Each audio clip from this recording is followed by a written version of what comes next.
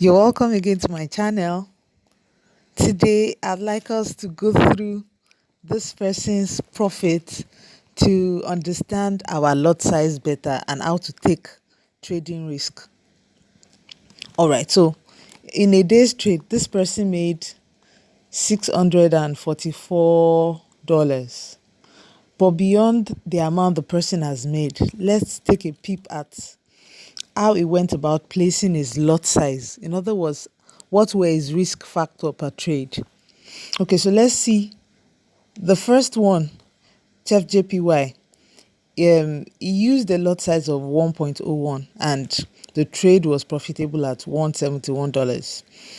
The next one, he used 0.05, and it was a $3.37. And somebody will wonder, of course, with this kind of profit, this person has a very huge amount on the trading platform.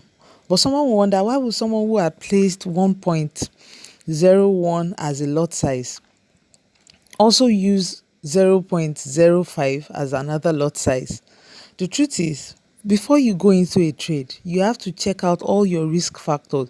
You have to look at every side of the equation and decide if you want to enter a trade and you're not sure your setup is at least 80% proof ready for your success at that trade, then you go for the least lot size. That way you reduce your risk factor. So looking at how this person traded, for instance, this Chef JPY, this person had traded it at a 0.05 lot size, which ended at a loss.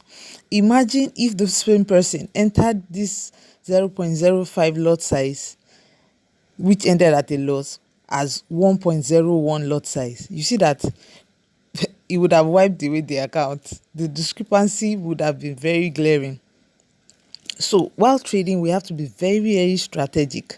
We have to understand, before you enter any trade at any given time, you have to take an understanding of the lot size vis-a-vis how successful or the probability your trade will pan right for you.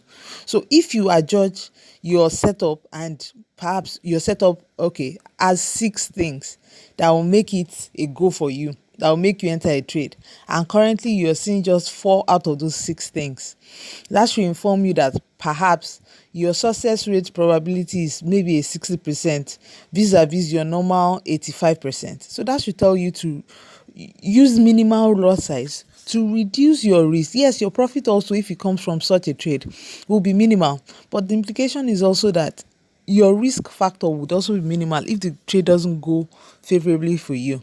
So while trading, we have to always consider how to enter a trade with the minimal risk to come out profitably. That way, you will remain a consistently profitable trader. Thanks for joining me today. Feel free to chat with us, placing your comments, your thoughts, what you've been doing, how you've been doing what you've been doing, and what can be done better. And please keep subscribing to this channel. Thank you.